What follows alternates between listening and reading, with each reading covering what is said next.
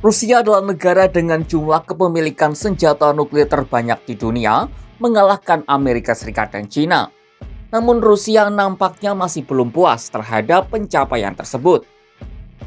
Negeri beruang merah itu justru kian gencar mengembangkan kekuatan senjata nuklir mereka.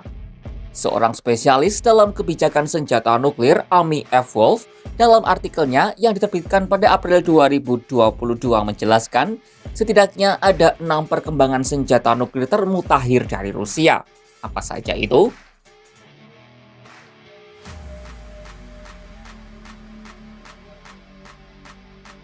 Pada 20 April 2022, Rusia melakukan uji coba rudal baru mereka yang diberi nama rudal RS-28 Sarmat atau pihak barat menjulukinya sebagai Satan II. Usai menyaksikan uji coba tersebut, Presiden Rusia Vladimir Putin amat puas dengan kemampuan rudal Sarmat. Ia bilang bahwa senjata ini dapat memperkuat kemampuan militer Rusia dan menimbulkan efek deterrence atau penggentar bagi rival mereka. Akan tetapi Amerika tidak menganggap keberadaan senjata itu sebagai sebuah ancaman. Padahal Sarmat memiliki bobot 220 ton, 6 kali lebih berat dari rudal balistik antar benua atau ICBM terkuat yang dimiliki Amerika saat ini, yakni Minuteman III. Saat uji coba dilakukan, Amerika Serikat juga tidak terkejut karena Rusia sudah menginfokan soal adanya peluncuran itu. Hal ini sesuai dengan New START Treaty yang ditandatangani pada tahun 2010. Lalu sekuat apa rudal Sarmat ini hingga dijuluki sebagai rudal balistik terbesar dan terkuat yang ada di muka bumi? Sarmat merupakan jenis rudal yang mampu dipasangi hurdak nuklir hingga 100 ton dengan perkiraan kekuatan mencapai 500 kali bom atom Hiroshima. Untuk tahu seberapa kuat efek yang dapat dihasilkan, bayangkan begini.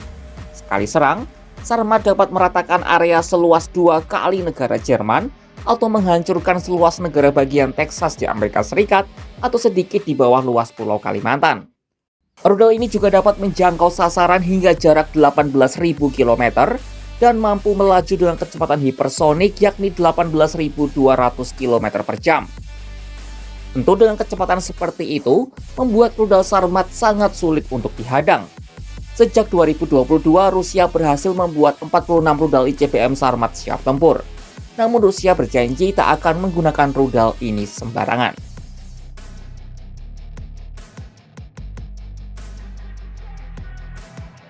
Selain Sarmat, rudal Kinzhal juga menjadi salah satu jenis rudal yang akan ditingkatkan produksinya pada tahun 2024 ini. Sama seperti Sarmat, rudal Kinzhal juga termasuk dalam kategori rudal hipersonik. Rudal Kinzhal atau yang berarti belati merupakan salah satu senjata dengan presisi tinggi, sangat berbahaya dan tentu saja mampu membawa hurdak nuklir. Secara ukuran rudal Kinzhal punya panjang 8 meter, diameter 1 meter, dan berat sekitar 4.300 kg. Rudal Kinzhal mampu terbang secepat 10 kali lipat kecepatan suara atau sekitar 12.300 km per jam. Dengan kecepatan itu, rudal ini bisa lolos dari sistem pertahanan udara.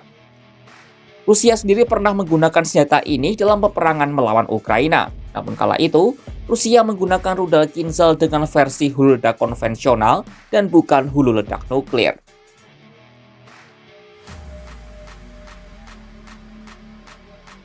Cara terkini Rusia dalam memperkuat kekuatan nuklirnya adalah dengan melakukan latihan bersama Belarus pada Juni 2024. Belarus adalah negara yang menerima senjata nuklir Rusia untuk ditempatkan di negara mereka.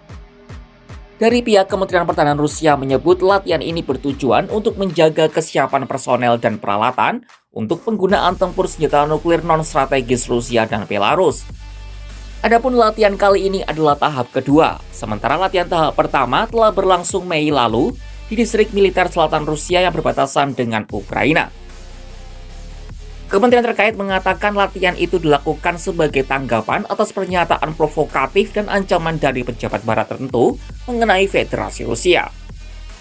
Ini adalah pertama kalinya Rusia mengumumkan latihan yang melibatkan senjata nuklir taktis secara terbuka, meskipun pasukan nuklir strategisnya secara teratur mengadakan latihan.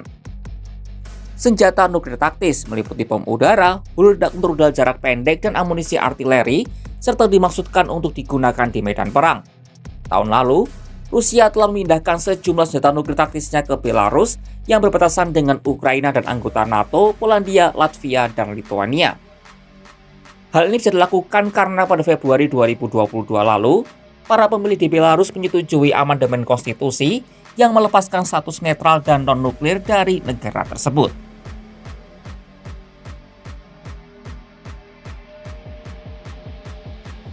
Rusia beberapa kali melakukan latihan militer strategis yang menggabungkan antara matra darat, laut, dan udara, termasuk juga beberapa kali melibatkan pasukan rudal strategis. Misalnya pada Februari 2022 yang diikuti oleh berbagai elemen, mulai dari unit angkatan udara, distrik militer selatan, pasukan rudal strategis, armada laut utara, armada laut hitam, dan lain-lain.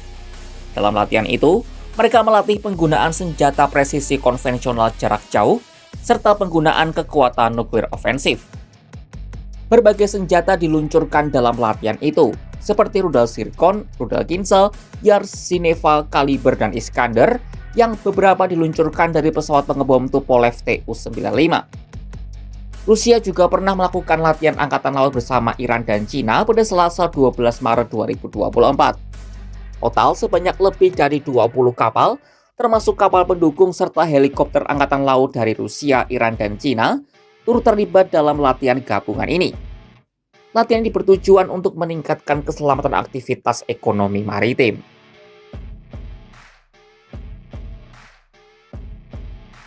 Para analis berspekulasi bahwa Rusia menyebarkan senjata nuklir di daerah Kaliningrad yang terletak di antara Lithuania dan Polandia. Menteri Pertahanan Lithuania Arvydas Anušauskas menyebut Rusia menyimpan hulu ledak nuklir yang cocok digunakan di rudal Iskander di sana. Beberapa pihak lain juga mencatat kalau Rusia pernah menyimpan senjata nuklir di sana dan bahkan berencana meningkatkan area penyimpanannya. Namun mengapa Rusia ingin menaruh senjatanya di sana? Hal ini berhubungan dengan bergabungnya Swedia dan Finlandia ke NATO yang menjadi ancaman tersendiri bagi Rusia.